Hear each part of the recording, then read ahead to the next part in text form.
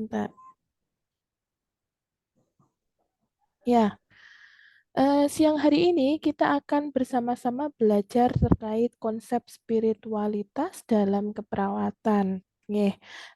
Secara sekilas ketika kita melihat gambaran di layar seperti ini ya, ini terlihat ada seorang perawat yang mm, menyentuh tangan pasien dengan kondisi memang ini sepertinya sudah akrab sekali atau istilahnya perawatnya berusaha untuk menempatkan dirinya di kondisi pasien sehingga bisa memberikan atau mm, caring istilahnya rasa caring yang ditampakkan kepada seorang pasien gitu ya. Namun ketika kita lihat bersama apa yang tergambar di benak Bapak Ibu sekalian di sini?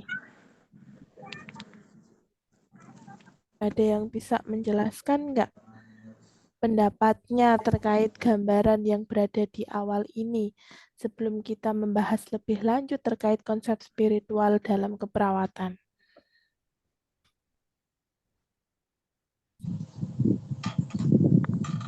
Totalitas dalam merawat mungkin Bu nggih. Bagaimana? Ini Mbak Nafila, Pak Bu Nafila. Nafila Bu. Ya, monggo. Bagaimana Mbak Kalau saya lihat Nafila? itu Mm-mm. kalau dari gambar itu sih tergambar totalitas dalam merawat. Totalitas dalam merawat. Bagaimana Bu Lisna?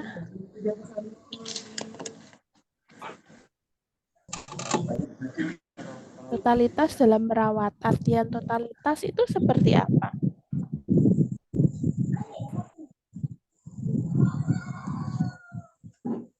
Sampai pada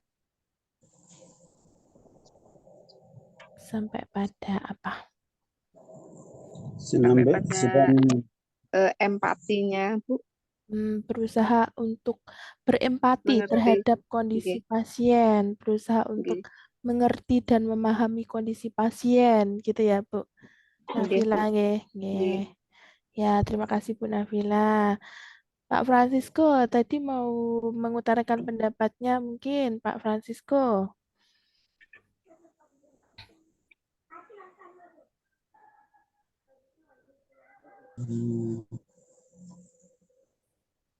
Ya, kira-kira dari Pak Francisco apa gambarannya terkait gambaran istilahnya yang terbentuk di pikiran ataupun benak Pak Francisco terkait gambar yang berada di layar ini? terlihat dari seorang perawat sedang memberi penyuluhan kepada pasiennya. Penyuluhan. Penyuluhan. Tapi kalau penyuluhan dari mana penyuluhannya? Apa karena dari buku yang diperlihatkan itu atau bagaimana?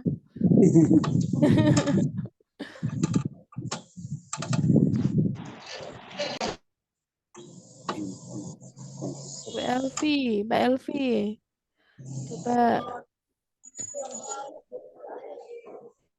Mbak Mariatun.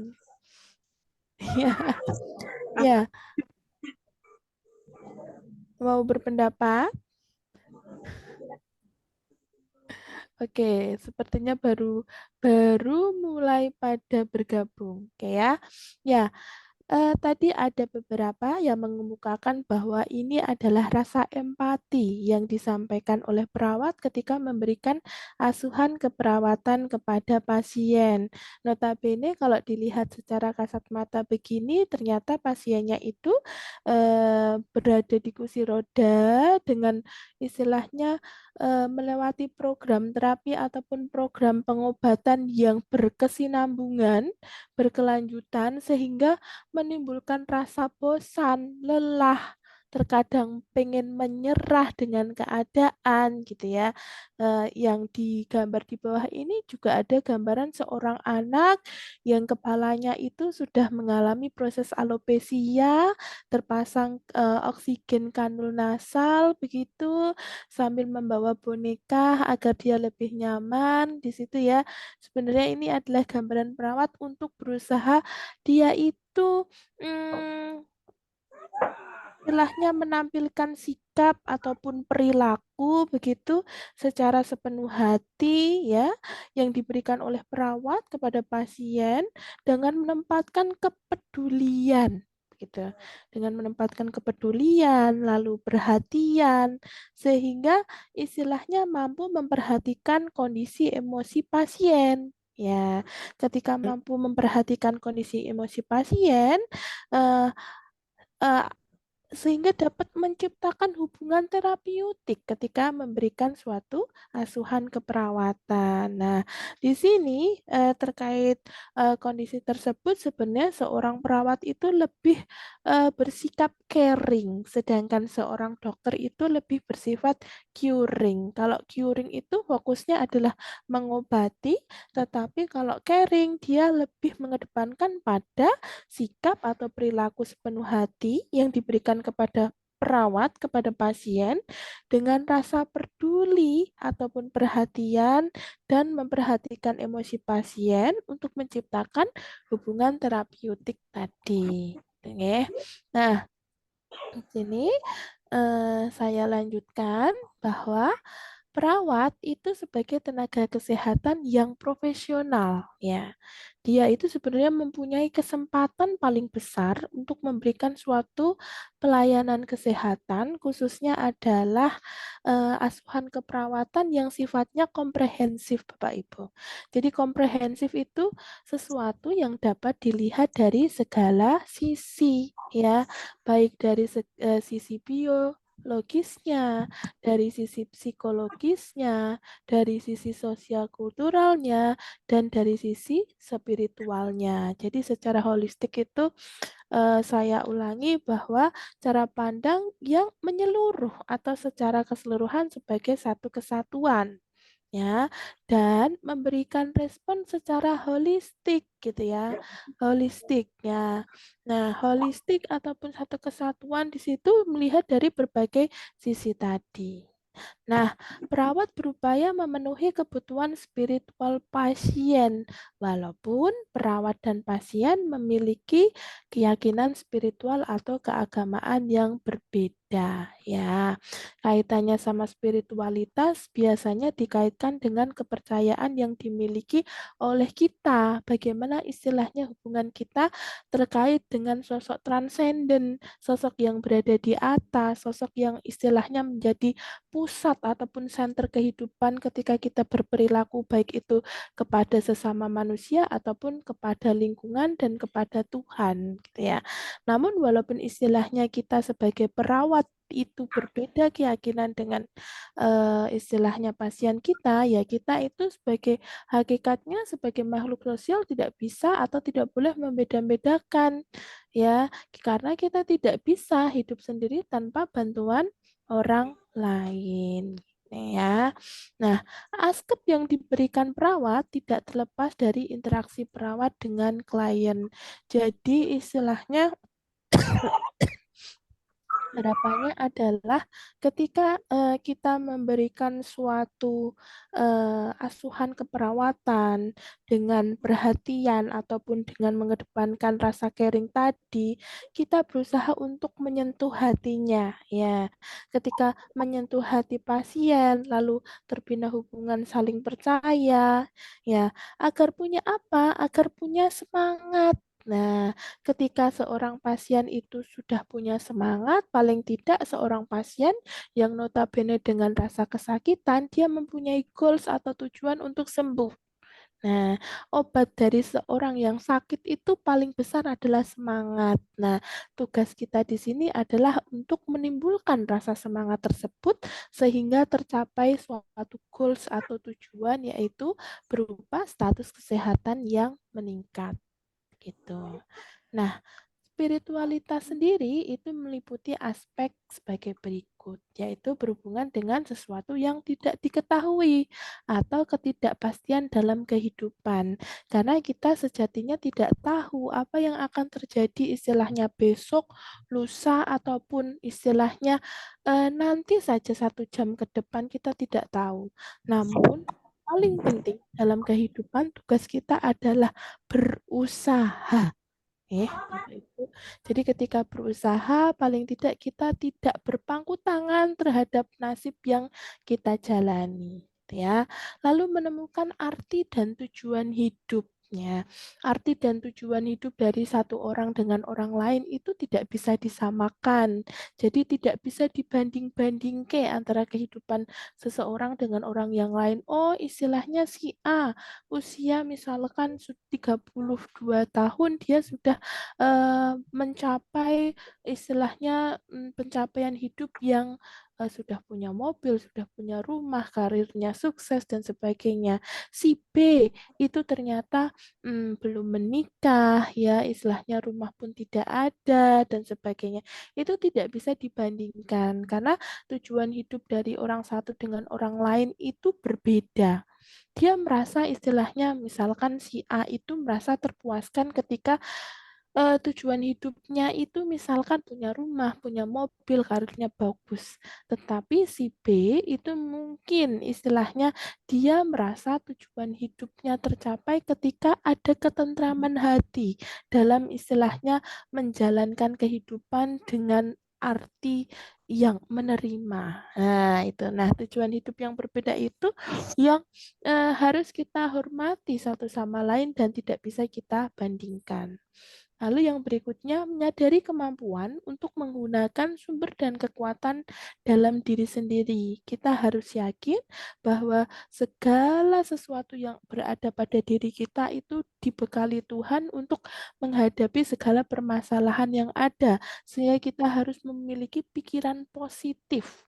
Ya, ketika pikiran positif sudah istilahnya ada di benak kita, insya Allah kita istilahnya ada suatu keyakinan untuk mampu menghadapi segala kesulitan dalam kehidupan. Dan jangan lupa segala sesuatunya harus eh, kita patokkan atau kita fokuskan kepada Tuhan. Ya, tuh. Nah, dimensi spiritual itu berupaya untuk mempertahankan keharmonisan atau keselarasan dengan dunia luar. Jadi istilahnya kita harus seimbang. Ya. Itu yang di dalam situ. Maaf yang tidak istilahnya berkepentingan mohon di unmute.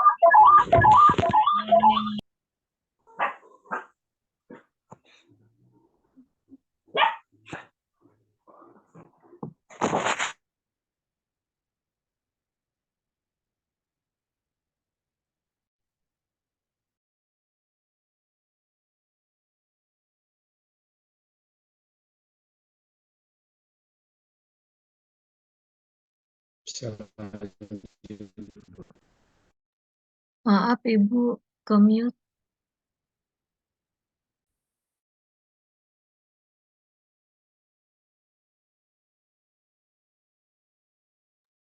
Halo, halo, suara saya bisa diterima?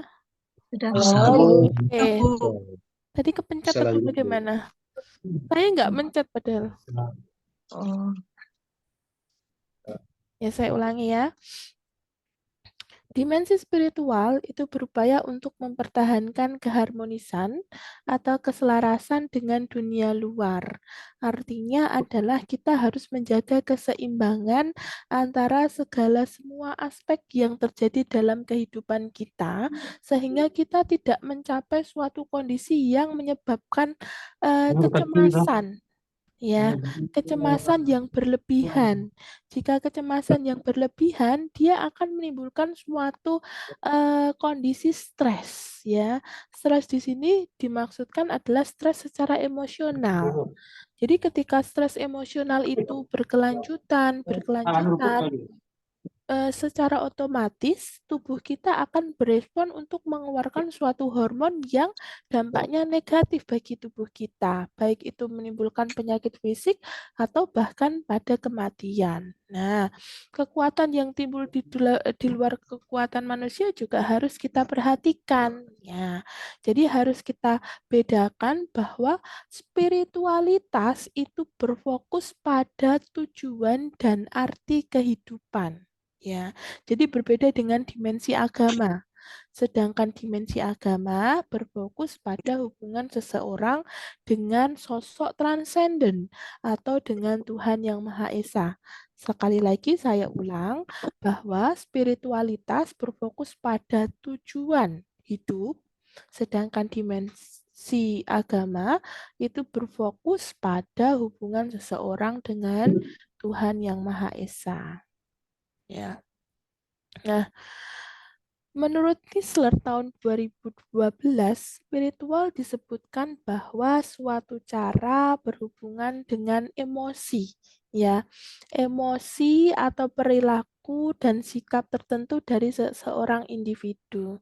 Jadi, bagaimana caranya istilahnya kita itu berusaha untuk menempatkan diri kita pada kondisi pasien sehingga mampu merasakan apa yang pasien rasakan.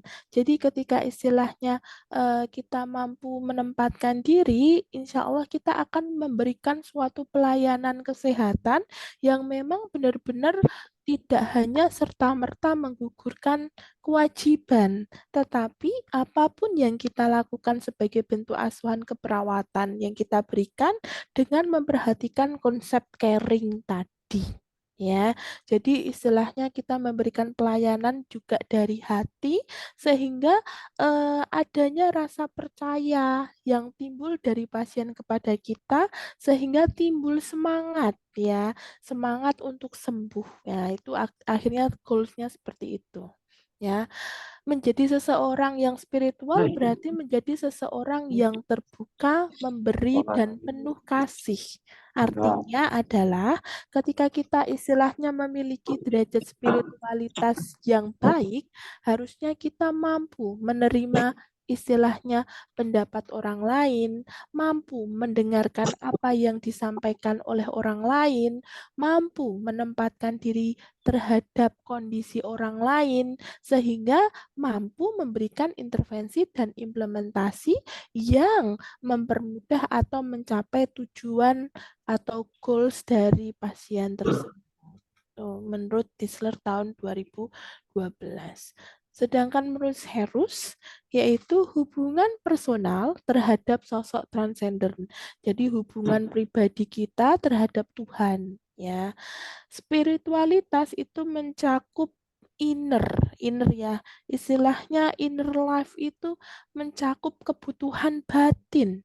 Ya, kebutuhan batin individu itu sendiri. Lalu kaitannya dengan idealisme. Idealisme itu istilahnya patokan ataupun tujuan hidup kita itu istilahnya yang baik seperti apa. Lalu sikap, pemikiran, dan perasaan serta pengharapan terhadap segala sesuatu yang bersifat mutlak. Nah, spiritualitas juga mencakup bagaimana individu mengekspresikan hubungan sosok transenden tersebut dalam kehidupan sehari-hari. Jadi istilahnya membawa istilahnya Tuhan di setiap kegiatan kita. Seperti yang kita lihat di slide selanjutnya di sini ya. Ini istilahnya ada beberapa tenaga kesehatan termasuk perawat begitu, dia menyentuh tangan dari seseorang yang notabene akan dilakukan operasi, namun perawat tersebut membimbing pasien tersebut untuk berdoa. Nah, membimbing di sini tidak hanya pasien saja yang berdoa, tetapi perawat juga ikut berdoa karena dia istilahnya berempati dengan kondisi pasien tersebut, sehingga bersama-sama berdoa untuk memohon kesembuhan terkait istilahnya intervensi yang diberikan kepada pasien tersebut.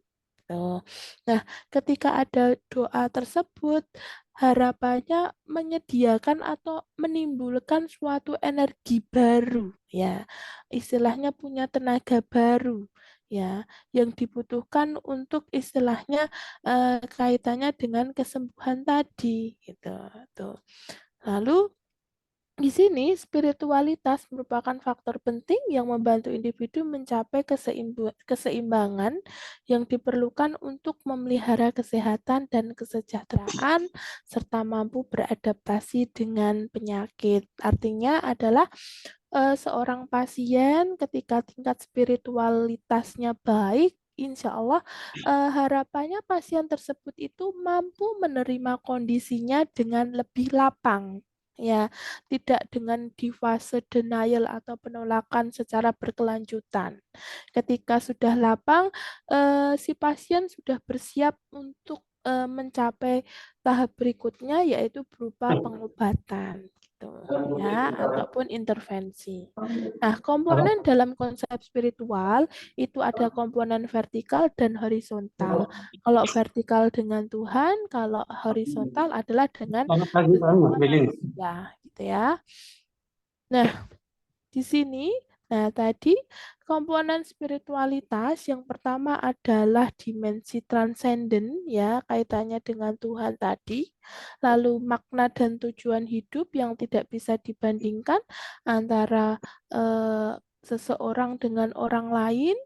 Lalu misi hidup itu artinya adalah apa yang harus kita lakukan untuk mencapai suatu visi tadi ya, namun harus dipenuhi dengan rasa tanggung jawab ya. Pada beberapa orang bahkan mungkin merasa akan adanya takdir yang harus dipenuhi. Jadi tujuan itu merupakan visi, misi adalah berbagai cara untuk mencapai visi tersebut. Lalu ada lagi yang kita kenal dengan kesakralan hidup, di mana individu percaya bahwa semua aspek kehidupan itu sifatnya suci, ya sakral, ya intinya istilahnya. Jadi kita tidak boleh untuk berpikiran yang negatif, gitu ya. Lalu adanya komponen spiritualitas yang lain itu adalah di sini disebutkan sebagai altruisme, Bapak Ibu. Altruisme itu merupakan suatu perasaan yang berupa perhatian terhadap kesejahteraan orang lain tanpa memperhatikan diri sendiri, tanpa memperhatikan ego kita masing-masing. Istilahnya begitu. Ya, perhatian terhadap kesejahteraan orang lain tanpa memperhatikan diri sendiri. Itu yang kita kenal dengan altruisme. Ya. Itu. Nah, sehingga ketika kita mengedepankan altruisme, terbentuklah nilai kemanusiaan atau nilai humanisme yang tinggi yang diikuti adanya komitmen. Ya, komitmen di dalam hati untuk memberikan suatu tindakan yang nyata sebagai perwujudan dari rasa altruisme tadi terhadap sesama manusia.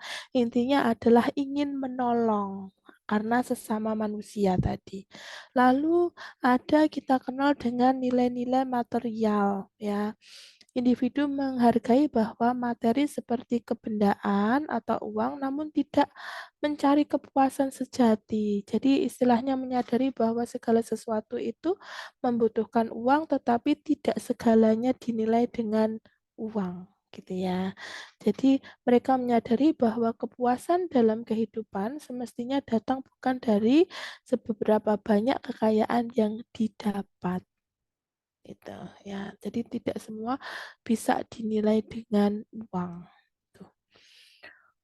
Lalu selanjutnya itu ada idealisme ya. Jadi dalam mm, mencapai suatu goal atau spiritualitas ataupun tujuan, kita memang butuh yang namanya istilahnya idealisme dalam benak diri kita. Ya, istilahnya idealisme itu kepercayaan dalam diri yang sangat kuat ya, dan dia itu berupa potensi baik dari diri manusia yang mereka tampilkan atau diaktualisasikan dalam berbagai aspek kehidupan. Dan keyakinan ini atau kepercayaan ini membuat mereka memiliki suatu komitmen ya untuk menjadikan dunia tempat mereka tinggal adalah menjadi lebih baik. Jadi punya semangat karena dia mempunyai kepercayaan yang kuat tadi. Gitu. Lalu ada kesadaran akan peristiwa tragis, artinya kenapa kok komponen spiritualitas kesadaran akan peristiwa tragis. Jadi ketika kita ingat bahwa kita mempunyai pengalaman yang tidak menyenangkan, bahwa segala sesuatu yang kita lakukan itu ya kembali lagi kepada Tuhan gitu ya. Bahwa istilahnya kemarin akan ada kondisi yang tidak menyenangkan, sudah pernah terjadi kondisi yang tidak menyenangkan, ya harapannya tidak terjadi lagi. Dengan cara apa? Ya memasrahkan kepada yang punya kehidupan. Ya. Lalu yang terakhir adalah buah dari spiritualitas. Nah, di sini individu menilai efek dari spiritualitasnya dan biasanya dikaitkan dengan hubungan terhadap diri sendiri, orang lain, alam kehidupan, ataupun dipersepsikan sebagai aspek transenden. Ya, buah dari spiritualitas ini intinya adalah ketika kita mampu berinteraksi tidak hanya dengan diri sendiri, orang lain, lingkungan, sosok Tuhan, tercapai suatu homeostasis atau keseimbangan dalam hidup dalam berbagai segi, baik bio, psiko, sosiokultural gitu ya. Sehingga istilahnya kita mempunyai semangat untuk mencapai suatu tujuan hidup. Tuh. Nah, untuk aspek-aspek spiritualitas, ada aspek eksistensial, aspek relasional, dan aspek kognitif. Nah, kita lihat dulu untuk aspek eksistensial ya, di mana seseorang belajar untuk mematikan bagian dari dirinya yang bersifat egosentris atau defensif. Artinya adalah istilahnya ketika kita mampu menempatkan diri kita di posisi orang lain, mampu berempati dengan kondisi orang lain, berarti mampu mematikan rasa pertahanan. Defense itu bertahan, bertahan pada pendapat kita yang terkadang pendapat kita itu mampu untuk mampu menimbulkan suatu kerugian bagi orang lain. Jadi istilahnya mampu mempertimbangkan kejelekan, kebaikan, ataupun keburukan dengan memperhatikan berbagai aspek yang berada di luar dalam diri kita. Ya, berbagai aspek di luar makanya disebut aspek eksistensial.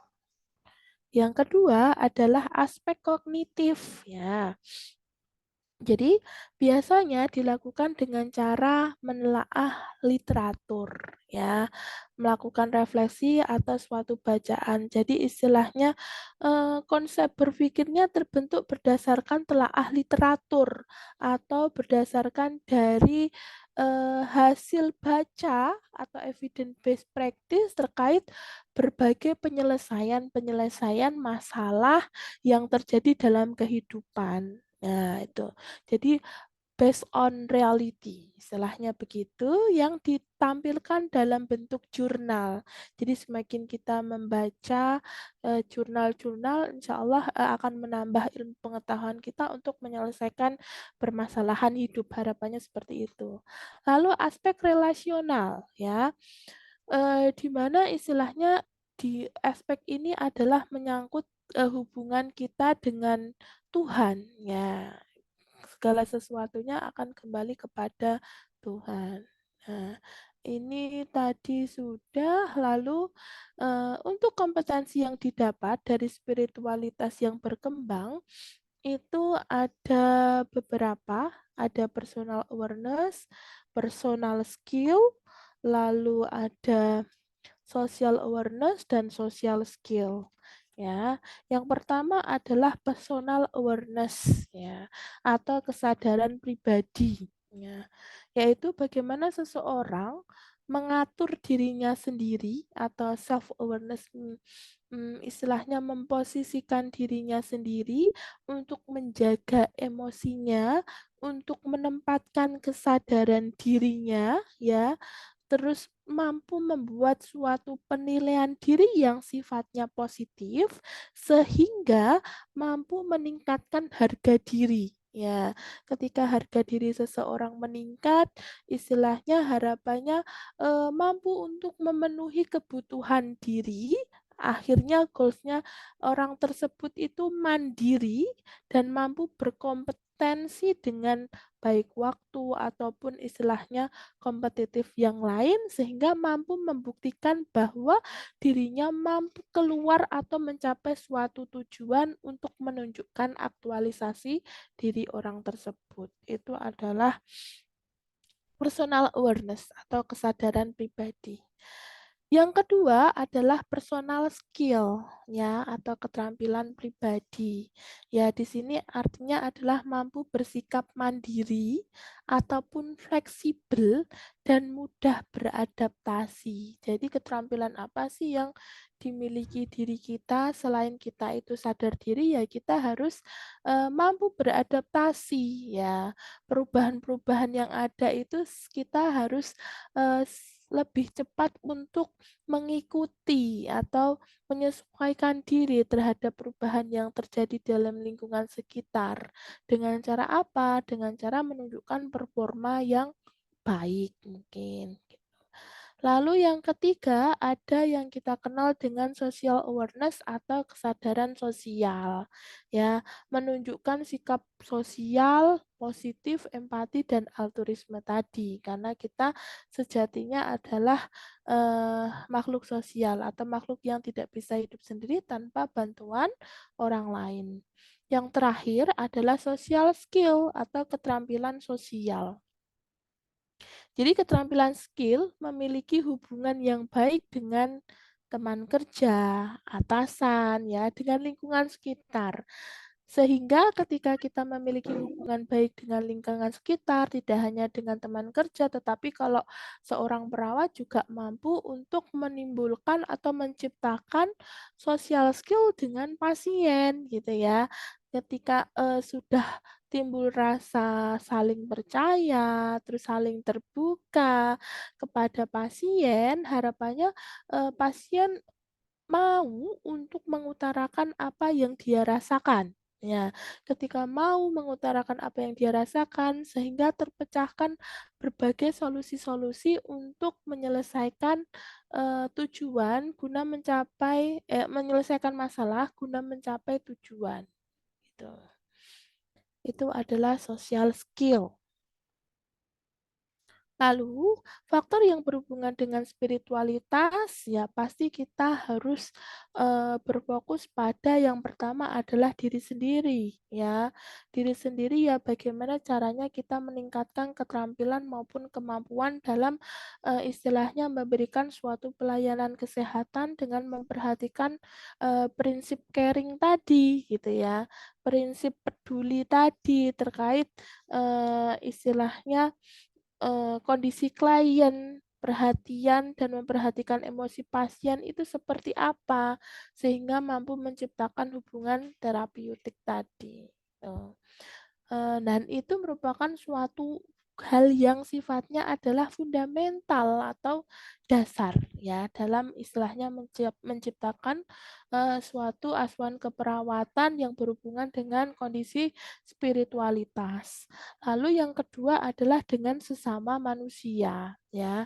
Dengan sesama sama pentingnya dengan diri sendiri karena ketika kita itu mampu menciptakan hubungan yang baik dengan sesama, ketika kita istilahnya mencapai suatu kesulitan, itu kita tidak berusaha untuk menyelesaikan permasalahan dengan secara sendiri, tetapi kita masih ada orang lain yang juga berempati atau menempatkan posisinya di posisi kita. Jadi kita dengan orang lain ataupun dengan sesama itu istilahnya sama-sama mempunyai rasa altruisme ya, rasa istilahnya mampu menempatkan diri kita pada posisi orang lain.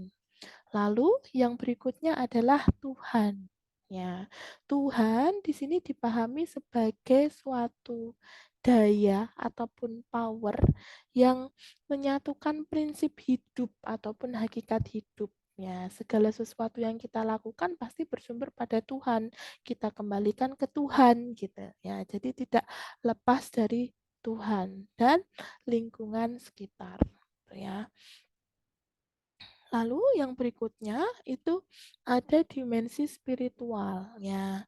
Dimensi spiritual merupakan suatu penggabungan ya menjadi satu kesatuan antara unsur psikologikal, fisiologis atau fisik. Lalu pada ranah sosiologi dan spiritual itu. Jadi gabungan dari berbagai ranah kehidupan ya. Dimensi spiritual dan religius dalam kehidupan merupakan salah satu pengaruh terpenting dalam kehidupan individu. Karena istilahnya kita itu makhluk hidup yang sifatnya unik ya, unik dari berbagai ranah bio, psiko, sosio, kultural tadi. Nah, mm, istilahnya ketika kita memiliki tingkat spiritualitas yang baik ya, apa kaitannya dengan kondisi kesehatan ataupun ketika seseorang sakit gitu ya. Jadi ketika kita memiliki konsep spiritualitas yang baik, pasti memandang segala sesuatu dalam kehidupan itu juga dengan cara yang positif ya. Nah, ini di sini dituliskan bahwa keyakinan spiritual sangat penting karena dapat mempengaruhi tingkat kesehatan dan perilaku self-care klien, perawatan diri klien. Karena kenapa? Ketika spiritualitas yang baik, baik itu didapatkan dari diri sendiri maupun didapatkan dari seorang perawat yang memberikan pelayanan dengan konsep caring tadi, dengan istilahnya sikap atau perilaku sepenuh hati ya yang diberikan oleh perawat dengan mengedepankan rasa peduli, perhatian, lalu memperhatikan emosi pasien, akan menciptakan hubungan yang istilahnya sifatnya terapeutik sehingga timbul semangat tadi. Kalau timbul semangat, si pasien akan mampu berperilaku self-care yang juga baik ya, yang juga positif, yang mendukung kesehatan. Contohnya ya, oh berarti kalau kesehatannya itu butuh nutrisi yang misalkan pada pasien-pasien dengan pos KLL berarti butuh makan makanan yang tinggi protein. Berarti semangat untuk makan makanan yang tinggi protein. Walaupun terkadang bosan makan telur putih terus, tapi karena adanya tadi visi dan misi. Misinya apa? Ya, visinya tujuannya apa? Sembuh. Misinya apa? Dengan makanan yang tinggi protein. Itu istilahnya semangat itu didapatkan ketika seorang memiliki spiritualitas yang baik. Tuh. Ya, untuk komponen-komponen spiritual care itu yang pertama adalah pasien sebagai seorang manusia itu memiliki suatu arti dan harapan. Pasti kita hidup itu punya arti dan harapan ya. Ya, perawatan spiritual adalah memungkinkan untuk menemukan makna dalam peristiwa yang baik maupun buruk dalam kehidupan ya. Ketika terjadi kondisi yang buruk dalam kehidupan, istilahnya, oh kita harus berpikiran positif. Oh ini itu berarti mungkin dosa saya dikurangi. Mungkin istilahnya Tuhan ingin kita lebih dekat dengannya dan sebagainya. Nah, begitu juga dengan peristiwa-peristiwa baik, kita tidak boleh sombong ya. Nah, jadi istilahnya harus seimbang antara cara pandang kita terhadap peristiwa yang sifatnya baik ataupun buruk. Gitu. Lalu yang berikutnya, perawatan spiritual juga sebagai sumber pasien untuk menyadari makna dan harapan serta mengetahui apa yang benar-benar penting untuk pasien ya. Jadi istilahnya menjelaskan bahwa eh, kondisi kesehatan itu memang dianggap penting gitu ya. Hmm, oke, ini beberapa teman masih dalam perjalanan, tidak masalah. Lalu yang berikutnya memberikan harapan kepada pasien adalah salah satu bagian yang paling penting dari perawatan, terutama ketika mereka menghadapi pasien yang sedang sakit parah. Karena kenapa? Terkadang pasien dengan sakit parah itu akan berhubungan atau istilahnya seling bersinggungan dengan rasa pengen menyerah ataupun putus asa. Nah, di situ adalah konsep spiritualitas yang harus masuk di dalamnya. Ya, tuh. Lalu pasien sebagai seorang manusia, ya. Perawatan spiritual di sini diartikan tentang melakukan, bukan menjadi, dan menyatakan bahwa perawat lebih unggul dari klien, melibatkan cara hubungan perawat klien dengan simetris. Jadi istilahnya kita bareng-bareng melakukan suatu hal yang baik dengan tujuan kesembuhan pasien, bukan tujuan untuk menggurui. Ya, terkadang kalau digurui itu istilahnya seorang manusia itu merasa tidak dihargai gitu ya. Jadi kita di sini harus simetris antara perawat dengan pasien. Lalu pasien sebagai seorang yang beragama ya. Beragama berarti tadi istilahnya segala sesuatu berfokus kepada Tuhan. Lalu pasien sebagai manusia dengan otonomi. Nah, artinya begini, ketika kita memberikan suatu informasi terkait kesehatan pasien, tapi keputusan semuanya itu secara otonomi atau dengan sendirinya diputuskan oleh pasien tersebut.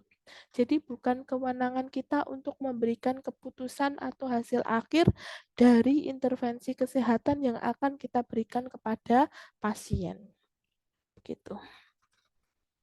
Lalu, nah pasien yang membutuhkan dukungan spiritual itu siapa saja? Yang pertama, pasien dalam kondisi kesepian. Kenapa kok pasien dalam kondisi kesepian?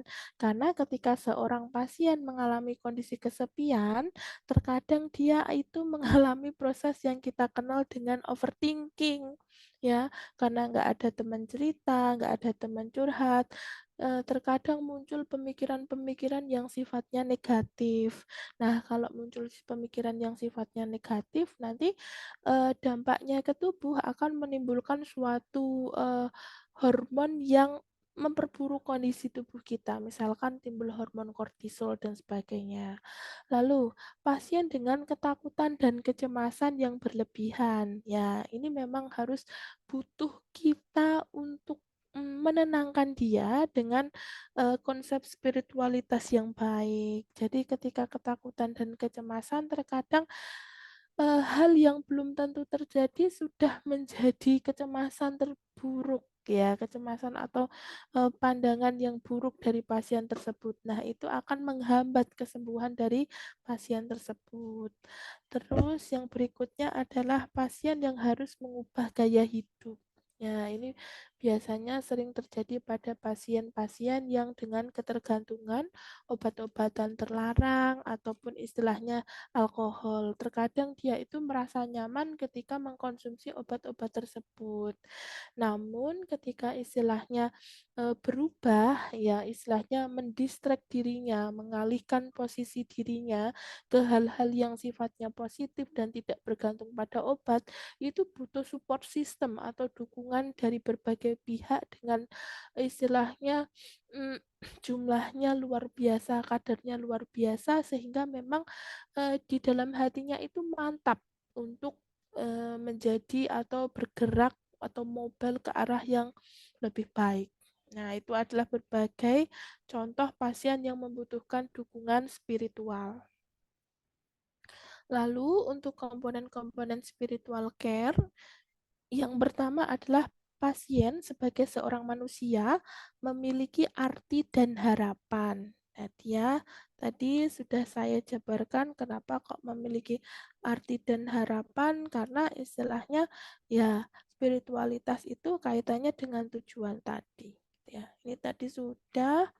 Nah, lalu faktor apa yang mempengaruhi spiritualitas pasien? Ya, faktor-faktor yang mempengaruhi spiritualitas pasien.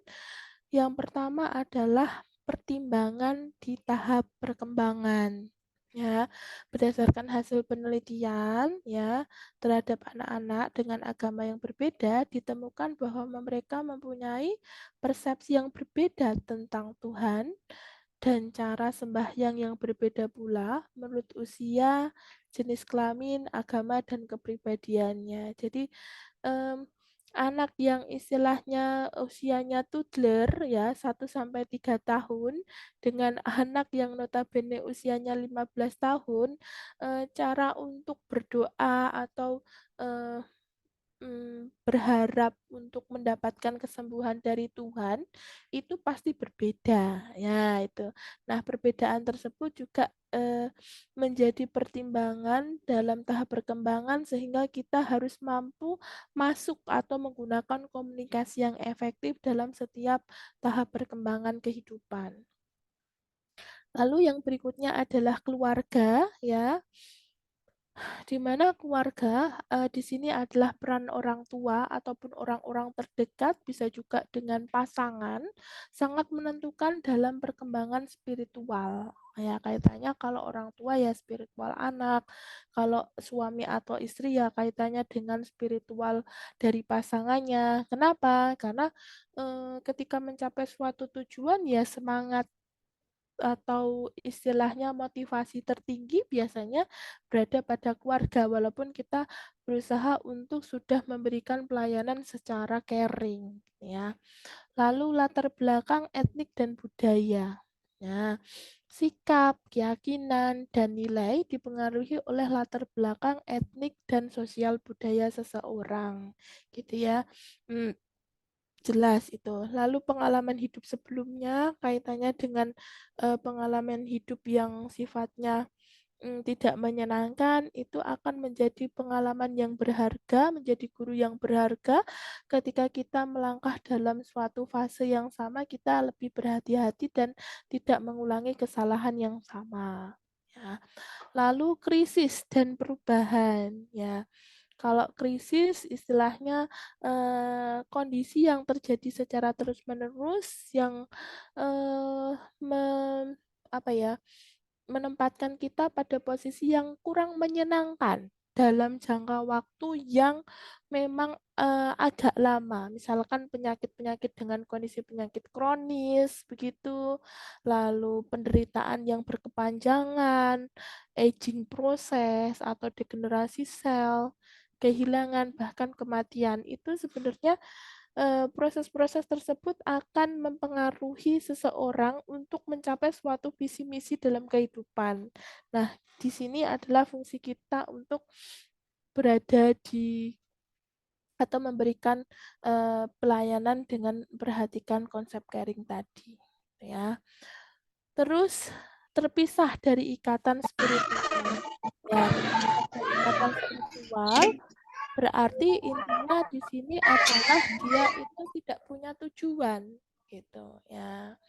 Menderita sakit terutama bersifat akut ya tujuannya itu eh, intinya sudah pengen menyerah gitu. Jadi kalau tidak punya tujuan pasti tidak ada misi untuk mencapainya. Lalu isu moral terkait dengan terapi ya. Hmm, Kebanyakan agama proses penyembuhan dianggap sebagai cara Tuhan untuk menunjukkan kebesarannya. Ya, tapi terkadang ada misalkan program terapi yang tidak diperkenankan, misalkan kayak etanasia gitu ya, istilahnya menyudahi rasa kesakitan dengan memberikan suntikan mati. Itu kan bertentangan dengan cara Tuhan. Nah, itu harusnya kita istilahnya berikan gambaran dari dua belah sisi, baik dari segi kesehatan maupun dari cara pandang dari agama, namun kita kembalikan lagi terkait otonomi atau hak untuk memutuskan keputusan finalnya berada di tangan pasien dan keluarga. Lalu yang terakhir adalah asuhan keperawatan yang kurang sesuai. Ya, perawat merasa bahwa pemenuhan kebutuhan spiritual klien bukan menjadi tugasnya, tetapi tanggung jawab pemuka agama. Nah, ini adalah persepsi yang kurang pas pas gitu ya, kurang sesuai karena istilahnya tidak hanya berkaitan dengan Tuhan, tetapi bagaimana caranya kita bersama-sama untuk berempati atau berusaha untuk menempatkan rasa pasien dalam diri kita tanpa mengedepankan rasa egoisentris ataupun defensif pertahanan terhadap rasa ego yang kita miliki. Ya, itu. Nah, sedangkan masalah-masalah kebutuhan spiritual ya, itu sering dikenal dengan distress spiritual seperti yang kita bahas tadi. Keadaan ketika individu atau kelompok mengalami suatu kondisi atau beresiko mengalami gangguan dalam kepercayaan atau sistem nilai yang memberikan kekuatan, harapan, dan arti kehidupan. Ya, istilahnya dia sudah tidak percaya. Ya, spiritual yang sakit di sini contohnya macam-macamnya. Yang pertama, spiritual yang sakit kesulitan menerima kehilangan dari orang yang dicintai atau dari penderitaan yang berat. Lalu terkadang ketika kita ditinggalkan orang yang dicintai atau dari penderitaan yang berat, terkadang kita dalam kehidupan itu sering adanya rasa pengen menyerah gitu ya. Tapi ketika menghadapi kondisi yang seperti itu, kita harus sebagai perawat, kita kaji dulu kondisi pasiennya, ya, permasalahannya apa saja. Ketika istilahnya kehilangan semangat karena ditinggalkan oleh orang yang dicintai, kita istilahnya sadarkan tujuan hidupnya bahwa hidupnya itu tidak hanya bahwa yang dicintai itu tidak hanya satu gitu. Misalkan orang tua, misalkan, tetapi di luar orang tua itu juga masih ada orang tua lagi ataupun anak ataupun pasangan yang menjadi istilahnya pusat perhatian ataupun tujuan yang membutuhkan kita selama hidup di dunia gitu. Jadi kita sadarkan akan kondisi tersebut, lalu kita list tindakan-tindakan apa saja yang menjadikan suatu misi untuk mencapai tujuan. Setelah itu, yang kedua adalah spiritual yang khawatir gitu ya, yang khawatir yaitu terjadinya pertentangan kepercayaan dengan sistem nilai seperti adanya aborsi ya. Di sini kalau istilahnya kenapa khawatir kalau nggak aborsi nanti akan dikucilkan oleh masyarakat misalkan ya. Tapi kalau aborsi itu kan ada rasa kayak membunuh janin yang tidak berdosa. Jadi ada kondisi yang mengkhawatirkan antara yang dihadapi dengan yang dirasakan. Gitu. Lalu spiritual yang hilang adalah adanya kesulitan menemukan ketenangan dalam kegiatan keagamaan. Ya, jadi dia itu nggak tenang ketika istilahnya berada pada kondisi-kondisi keagamaan. Itu kenapa?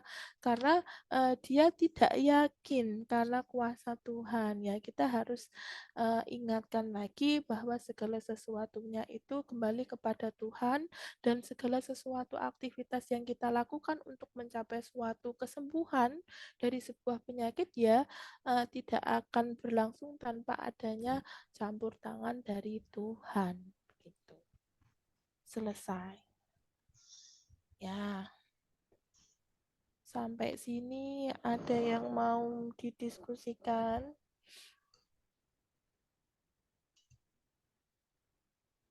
Bapak Ibu? Atau ini tuh baru pulang ya? Bapak Ibu di sini ya? Ada yang masih kerja, Bu. Oh ya. Atau dinas siang? Baru sampai rumah, Bu. Baru mau pulang, Bu. Oh ya, ada yang sampai rumah gitu nggih. Tapi Ada kalau yang tidur juga, Bu. gimana? Gimana Mbak Narwati? Ada yang shift sore juga, Bu. Oh iya, pergantian shift ya. Memang istilahnya banyak tantangannya ya kuliah seperti ini. Tapi alhamdulillahnya kuliahnya daring gitu, bisa disambi-sambi. Iya. Soalnya kalau istilahnya mencari waktu luangnya susah, paginya juga nggak bisa. Ya sudah, yang sama-sama bisa. Itu nggih. Tapi ya paling tidak walaupun istilahnya disambi bekerja, ada yang tadi pesannya belum sampai rumah, mungkin agak terlambat. Semoga bisa diterima gitu nggih. Eh, Nanti dibaca lagi, ditelaah kembali istilahnya konsep spiritualitas dengan mengedepankan perasaan atau sikap ataupun perilaku sepenuh hati yang diberikan yang diberikan oleh perawat kepada pasien dengan rasanya kepedulian, perhatian, memperhatikan emosi pasien sehingga menimbulkan suatu hubungan terapeutik itu ternyata memang suatu cara kita yang penting ya untuk mencapai tujuan dari pasien yaitu kesembuhan tidak hanya dari segi fisik maupun dari psikologis gitu. Oke, Bapak Ibu. Ya. Ini satu kelas berapa anak? Berapa anggotanya? Sekitar 63 ya. 63. 23, Bu. Baik, ini saya capture ya yang supaya terlihat yang tidak hadir. Oh, kalau seperti ini baru dibuka Kemarin semua. 60, Bu, tapi ada mundur 2. Terus kan ada yang meninggal 1. Jadi sisa 57 kayaknya, Bu. Oh, 57. Oh, sekarang 57 apa 56 deh, Bu. 56. Oke, berarti masuk semua ya. Banyak kan masih pakai baju seragam dinas ya. Jaga siang. Ya, nggak apa-apa. Berarti masih ada satu pertemuan lagi ya Mbak Anggi ya terkait konsep Kualitas apa ya konsep seksualitas. seksualitas ya betul. Itu tuh kan hari Rabu. Ternyata saya itu hari Rabu juga harus ke Magelang lagi ya karena profesi nurse-nya ditempatkan di sana dan harus ada proses evaluasi di sana. Jadi saya harus ke sana. Maka dari itu untuk besok hari Rabu saya nggak bisa lagi, Mbak Anggi dan teman-teman. Kalau saya ganti besok bisa nggak?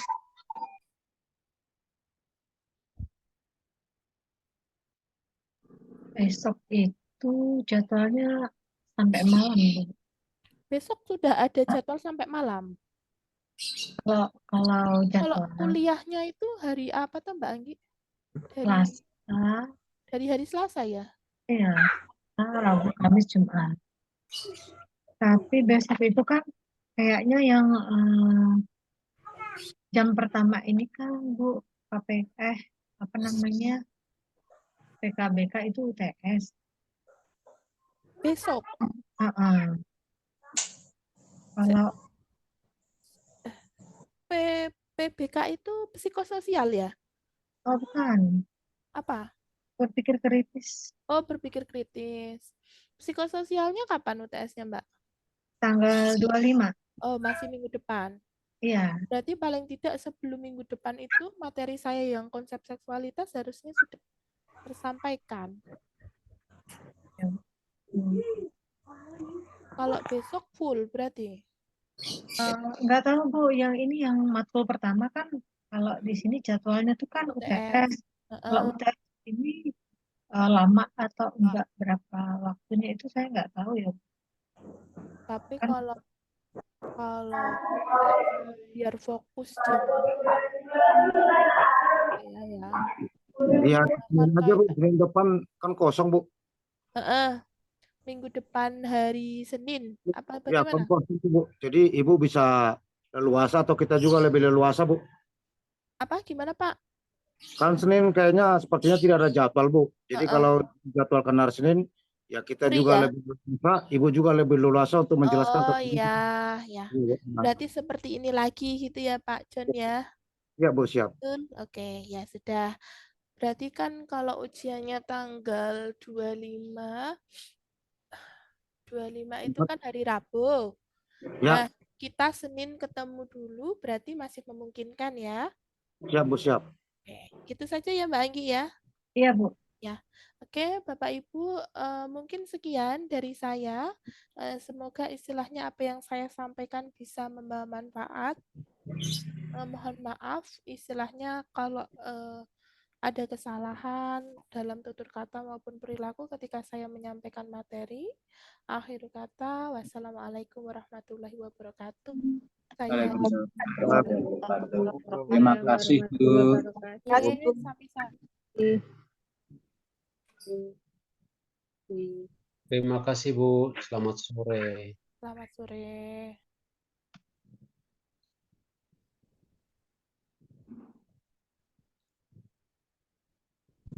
Selamat sore semuanya.